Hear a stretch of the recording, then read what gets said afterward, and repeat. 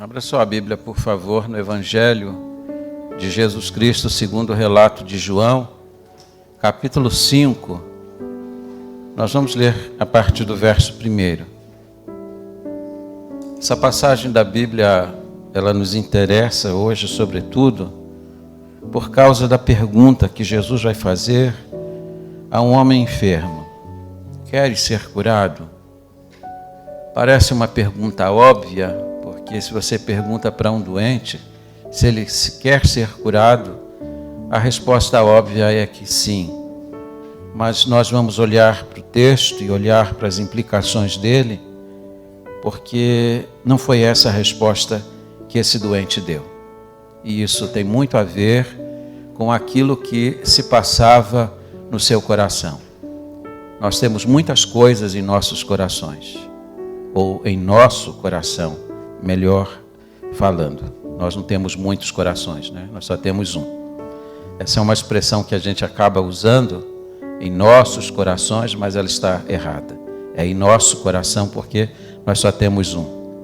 Às vezes existe uma farpa no nosso coração. E é por causa dela que Jesus vai ao encontro deste homem. Importante que você note que Jesus não foi ao encontro dele simplesmente porque ele era um paralítico.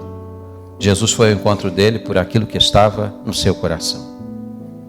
A palavra de Deus diz assim, João capítulo 5, verso 1. Passadas estas coisas, havia uma festa dos judeus e Jesus subiu para Jerusalém.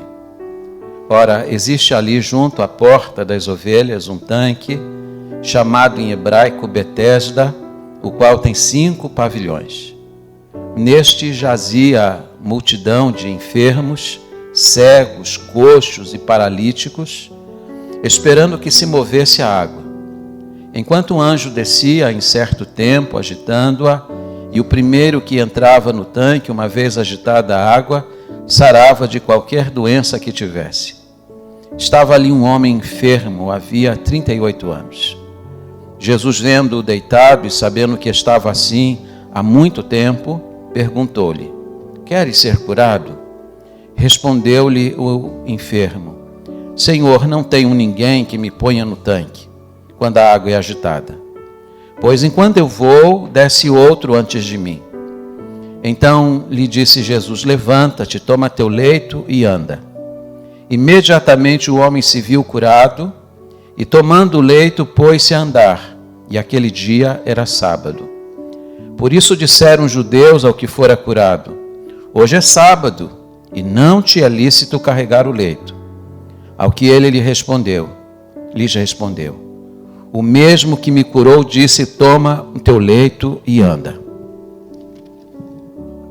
Perguntaram-lhe eles: quem é o homem que te disse: toma o teu leito e anda? Mas o que fora curado não sabia quem era, porque Jesus se havia retirado, por haver muita gente naquele lugar. Mais tarde Jesus o encontrou no templo e lhe disse: olha, já estás curado, não peques mais para que não te suceda coisa pior. O homem retirou-se e disse aos judeus que fora Jesus quem o havia curado. E os judeus perseguiam Jesus porque fazia estas coisas no sábado. Mas ele lhes disse: meu pai trabalha até agora e eu trabalho também. Por isso, pois, os judeus ainda mais procuravam matá-lo, porque não somente violava o sábado, mas também dizia que Deus era seu próprio Pai, fazendo-se igual a Deus. Que Deus abençoe a sua palavra. Vamos orar. Agradecemos-te, Senhor, pela tua palavra lida. Pedimos-te agora que o Senhor nos ilumine a mente e o coração, para que possamos receber esta porção da palavra. Que ela seja útil para a edificação da igreja e que ela seja útil também para aqueles que ainda carecem de uma experiência com Cristo. Pedimos agora que o Senhor se revele a essas pessoas e revele a sua palavra a elas, porque elas não têm como discernir se o Senhor não se revelar. Eu te suplico esta bênção, no nome santo e precioso de Jesus. Amém. Por favor, tome assento.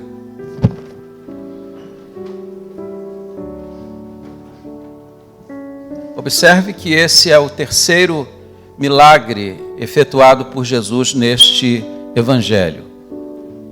E este milagre ele é peculiar porque Jesus toma a iniciativa do milagre. Via de regra, quando alguém estava enfermo ou carecendo de um favor, Jesus atendia um chamado e então realizava o milagre. Esse aqui é um caso bem distinto, porque Jesus não espera pedido, é Ele quem toma a iniciativa. E diz o texto que, e ele começa assim, João começa falando sobre uma festa que os judeus estavam realizando. E Jesus foi para essa festa. E aqui está o primeiro enigma desse texto. Havia uma festa, diz João que Jesus estava indo para a festa, e a festa estava acontecendo do lado do tanque de Betesda, e em vez de ir para a festa, Jesus foi para este lugar chamado Betesda. Eu tive a oportunidade de visitar aquilo que sobrou deste lugar, e tive a oportunidade de ministrar também neste lugar para os peregrinos que foram a Israel. É um lugar extraordinário. Na verdade, esse lugar tinha 5 pavilhões, havia sido um palácio, depois foi transformado numa espécie de hospital. Exatamente porque naquele lugar existe um tanque. E havia uma crença entre os judeus de que em certo tempo um anjo descia naquele lugar, agitava as águas, e o primeiro enfermo que se lançasse nas águas era imediatamente curado. Observe que eu disse havia uma crença. Esse texto aparece em nossas Bíblias entre colchete, indicando que nós estamos diante de uma interpolação, ou seja, de algo que foi acrescentado ao texto, provavelmente por algum rabino, por algum escriba, porque essa parte não exatamente acontece no texto original. O que está aqui registrado era uma crença que havia entre os judeus. Não se sabe exatamente o que acontecia ali, mas a crença era que um anjo descia naquele lugar e agitava as águas. E é óbvio que, havendo tantos enfermos naquele lugar, algum milagre ali devia estar acontecendo de fato. E diz a Bíblia que havia muitos enfermos ali.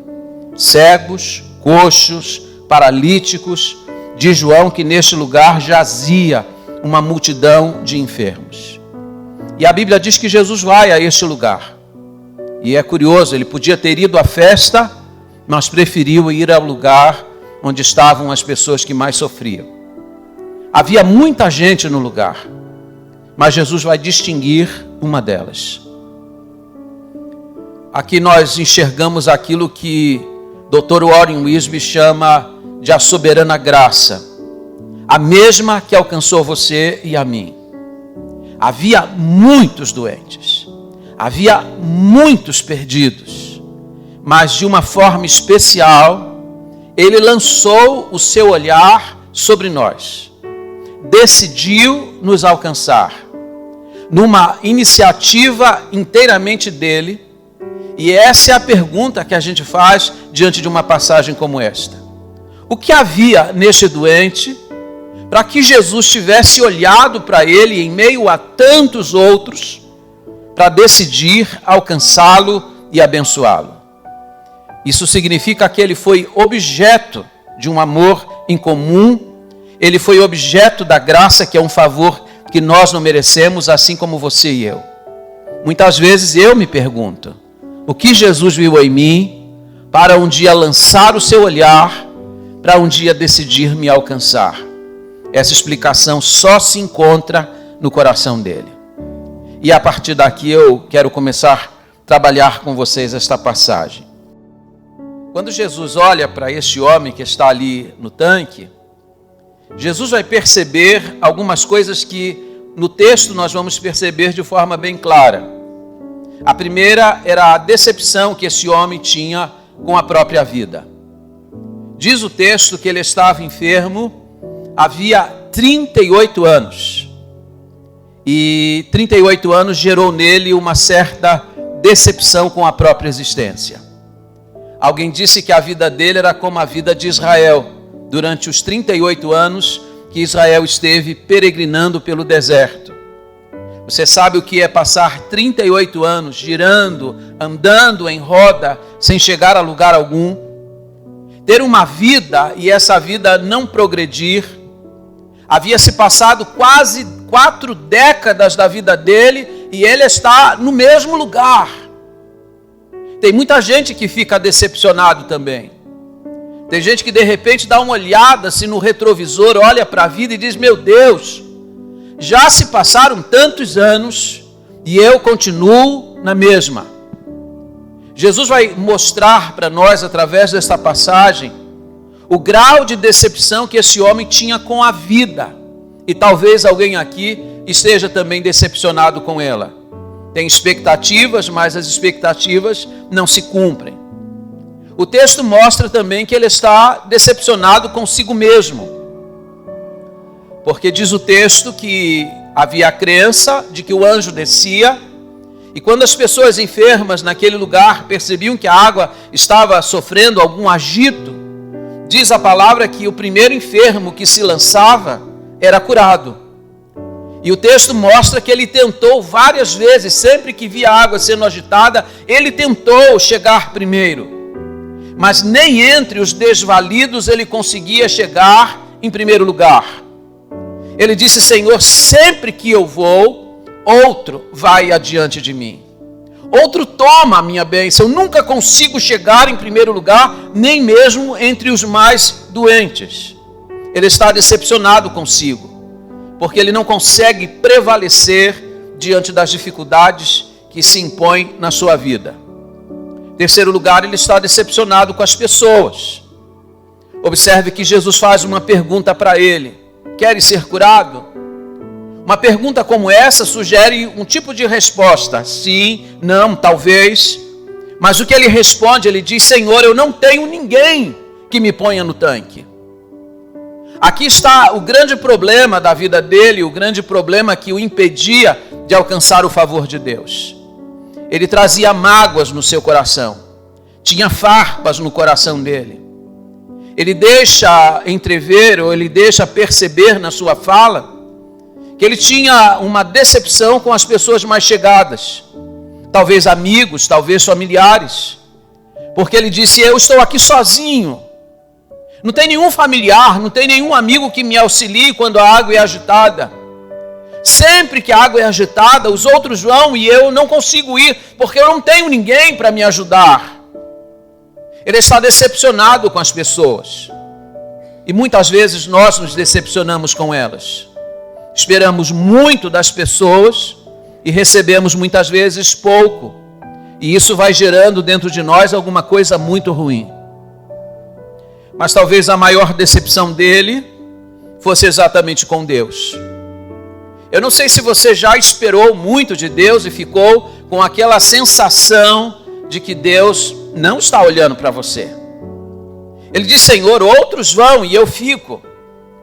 Talvez pessoas até em melhores condições do que eu são atendidas, Deus auxilia, Deus cura, mas eu fico sempre esperando a minha vez. Ele, como judeu, certamente orava a Deus e ele fazia as suas preces diárias.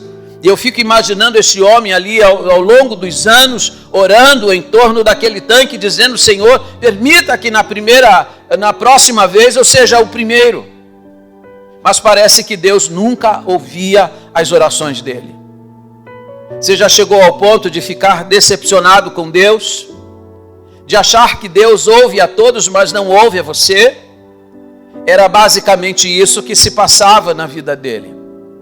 E aqui, olhe para o texto comigo, para algumas implicações, e a primeira delas está no versículo 6. Diz que Jesus está passeando ali naqueles alpendres, naquele hospital montado em torno de uma expectativa. E diz a Bíblia que a primeira coisa que Jesus vai fazer é que ele vai olhar para aquele doente. O olhar de Jesus aqui é notório.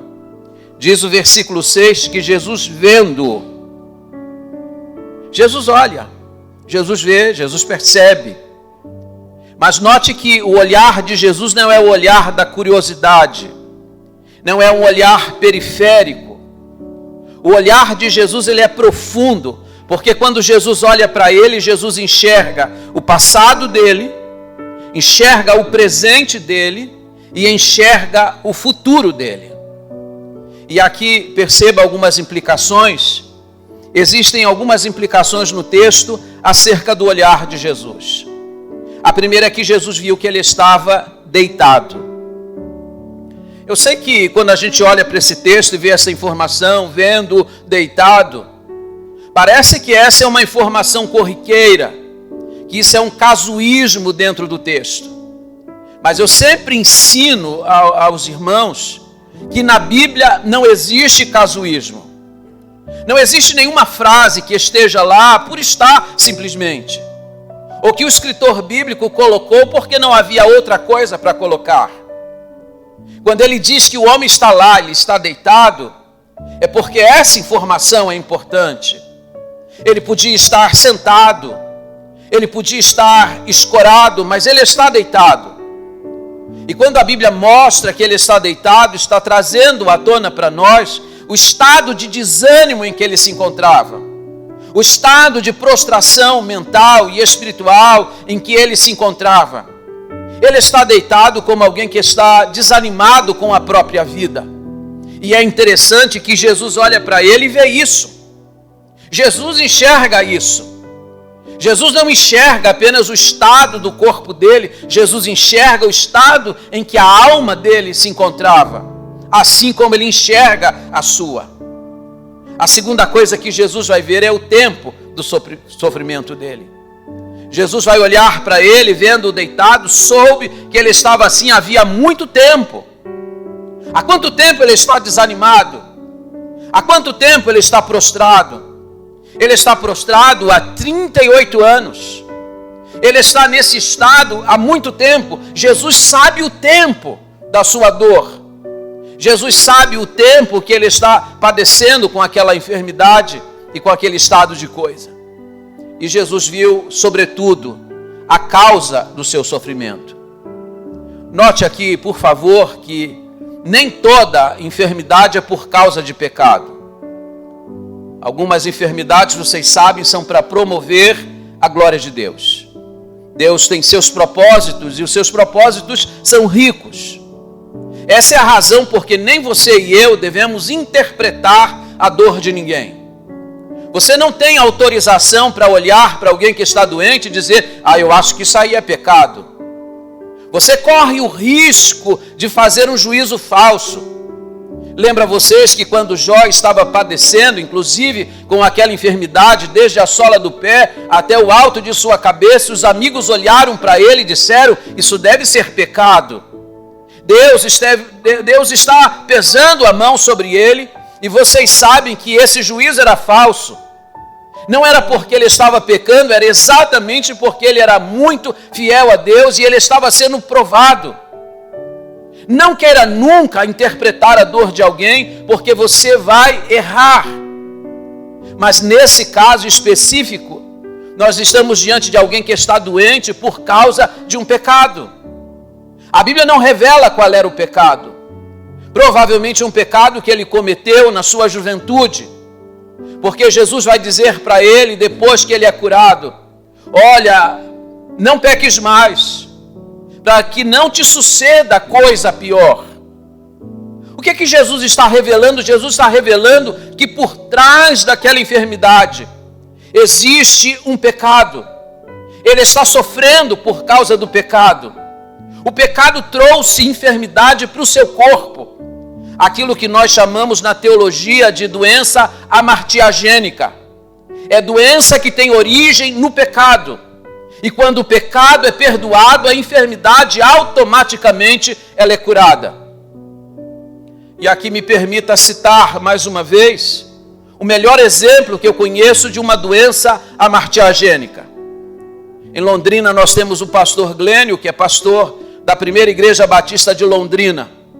Glênio foi chamado para visitar uma de suas ovelhas no hospital, que estava convalescendo, e quando ele chegou ao hospital, uma das enfermeiras disse: pastor, já que o senhor está aqui, o senhor não pode visitar uma das médicas do hospital?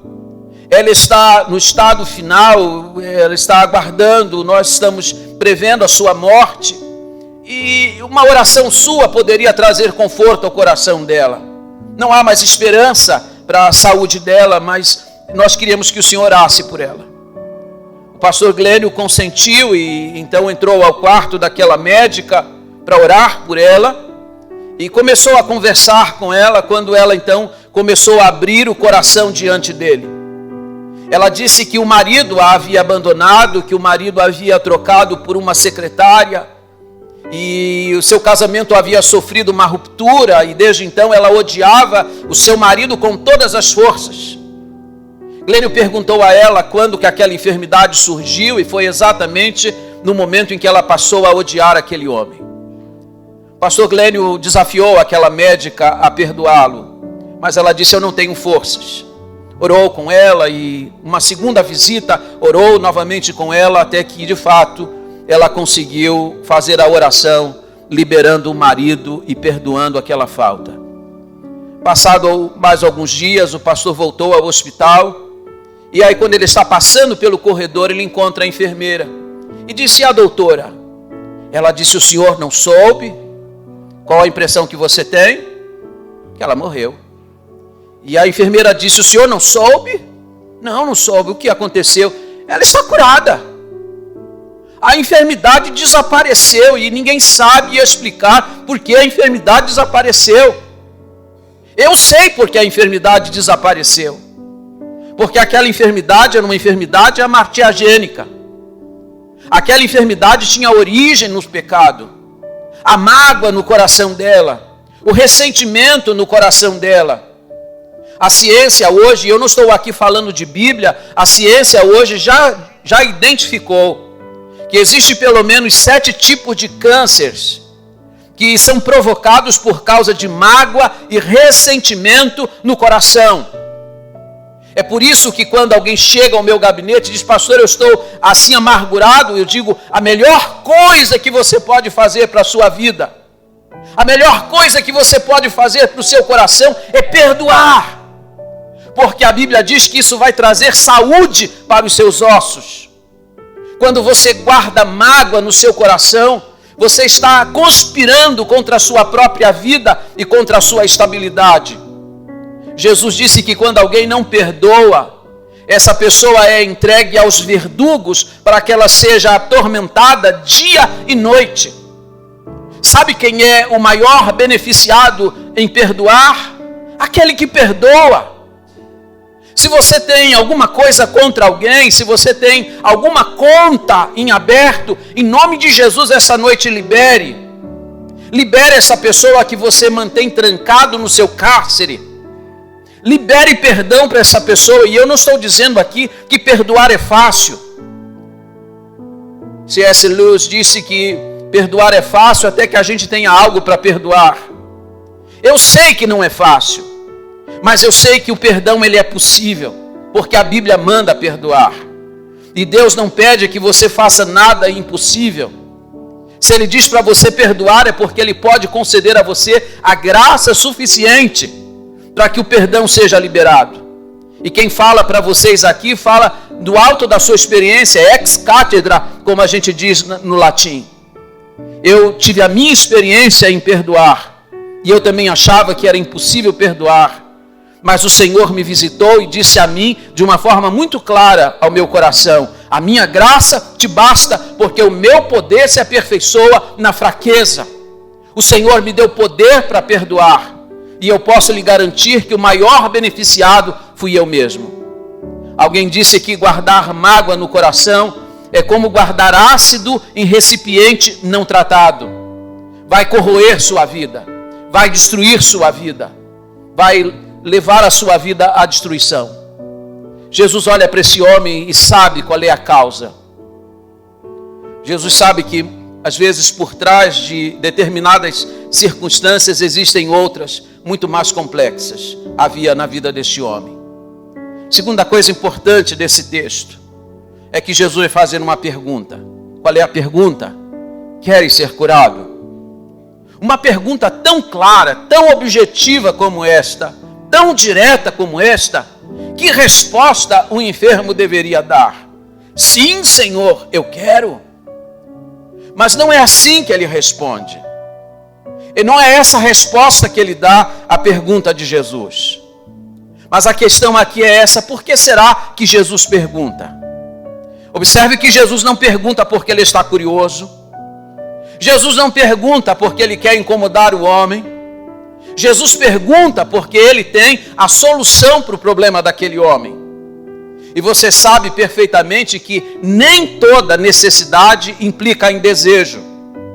Você pergunta para um alcoólatra: você quer parar de beber? Ele precisa parar. Mas o fato dele precisar não significa que ele quer. Existem pessoas precisando de um milagre urgentemente, mas não significa necessariamente que essa pessoa queira o milagre. Jesus está perguntando para ele: o que você quer? Você quer ser curado? Porque nem todo desejo vai implicar, ou nem toda necessidade vai implicar num desejo. As nossas necessidades não são óbvias. Mas a grande verdade é que Jesus vai perguntar para ele, porque Jesus quer confrontá-lo. Jesus quer levá-lo ao lugar do arrependimento e da cura. Nós precisamos muitas vezes ser levados ao lugar em que nós vamos ser confrontados e a nossa realidade vai ser mostrada. Ninguém será salvo a menos que reconheça seu estado.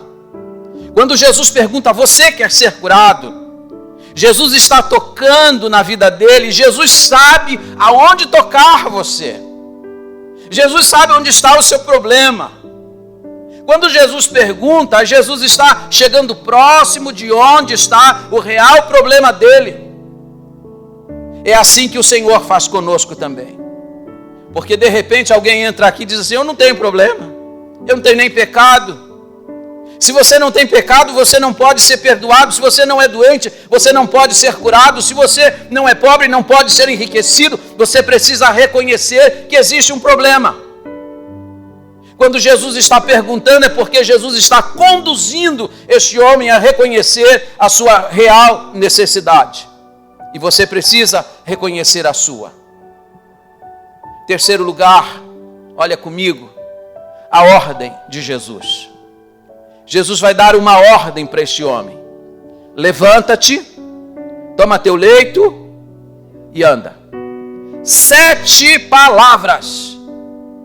E com 7 palavras Jesus colocou um enfermo de 38 anos em pé. Há poder na palavra de Jesus. 7 palavras de Jesus fez com que um homem entrevado. Você sabe, se você ficar doente e for internado, e ficar vários dias em um leito, uma das primeiras providências que são tomadas é providenciar um fisioterapeuta, para que você seja exercitado na cama, para que você não fique entrevado em uma cama, para que não haja sequelas, dias. Agora imagine um homem que está parado há 38 anos enfermo em um leito. E Jesus diz para ele 7 palavras e ele fica em pé. E ele toma seu leito. Ele arruma o seu leito. E Jesus diz: vai para a sua casa. E ele começa a levar a sua cama para casa.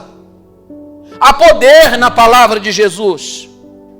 E aqui eu chamo sua atenção para alguns aspectos importantes na ordem que Jesus está dando para ele. Primeiro, é que a ordem de Jesus não foi dada à enfermidade. Ela foi dada ao homem.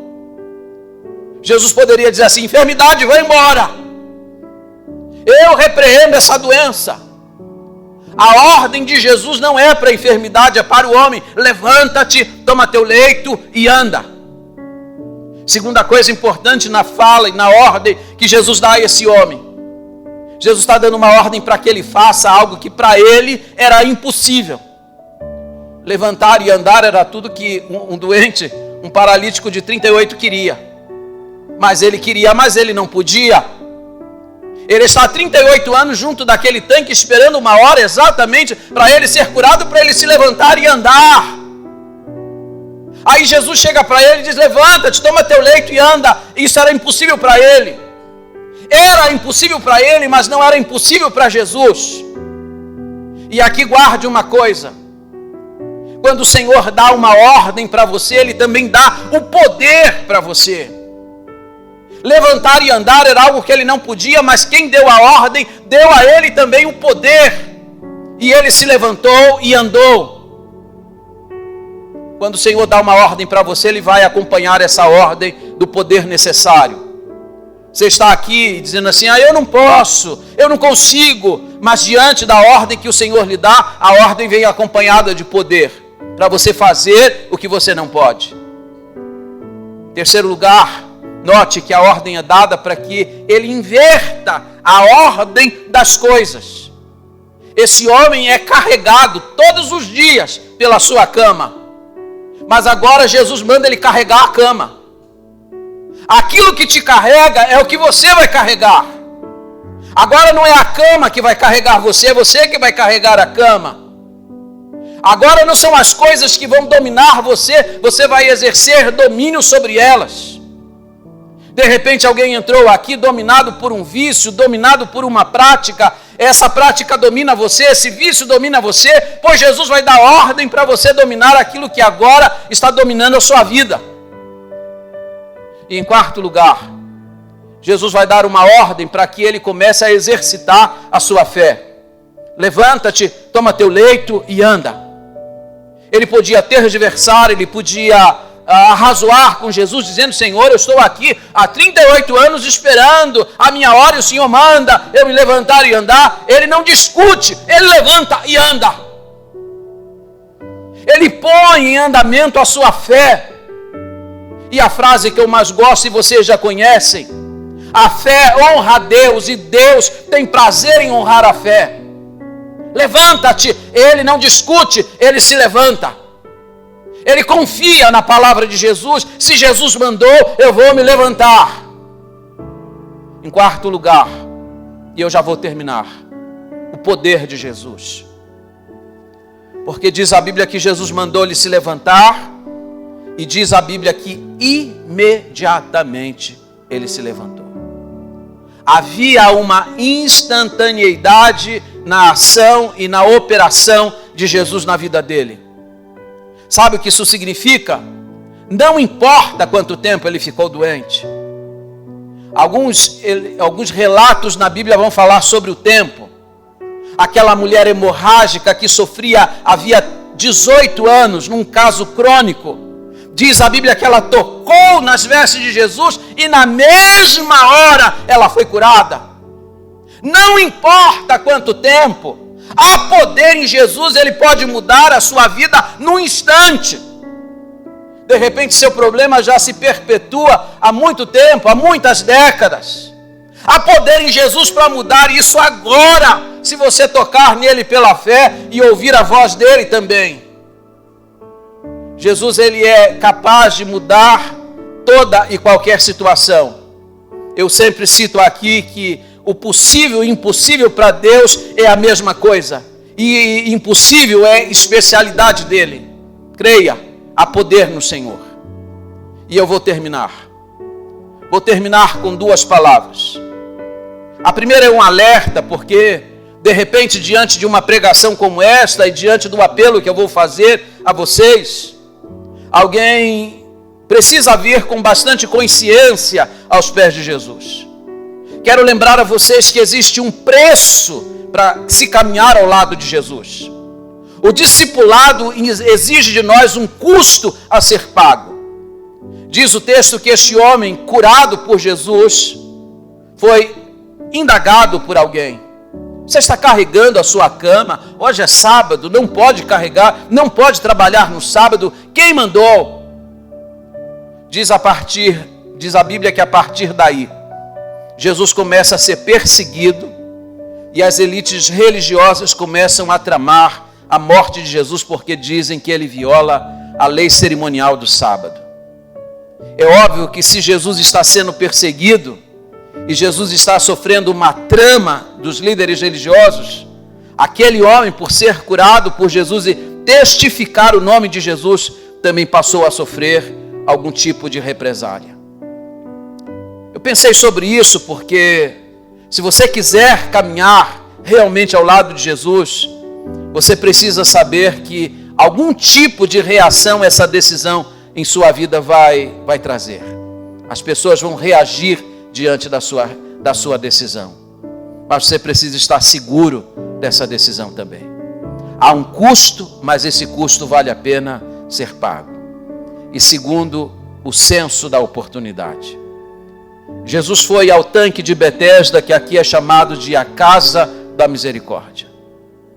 João vai dizer que Jesus foi lá e nenhum evangelho vai citar nenhuma outra visita de Jesus a este lugar. A impressão que a gente tem é que esta foi a única vez que Jesus visitou o tanque de Betesda. Sabe o que isso significa? Que essa oportunidade na vida deste homem foi única. Que se essa oportunidade não tivesse sido aproveitada, ela teria sido perdida para sempre. Mas este homem teve o senso da oportunidade. Jesus apareceu diante dele, ofereceu-lhe o que ele precisava e ele agarrou a oportunidade. Oportunidade não pode ser perdida. Hoje, este lugar também se transforma na casa da misericórdia. Aqui está Jesus como estava lá no tanque de Betesda. Ele tem aquilo que você precisa. Ele tem o caminho para os pés que estão perdidos. Ele tem a água para aquele que está sedento. Ele tem o pão para aquele que é faminto.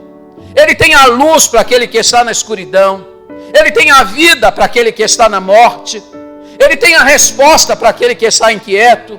Ele tem salvação para aquele que está perdido. Ele está aqui. E você não deve perder de forma alguma a oportunidade que lhe está sendo dada.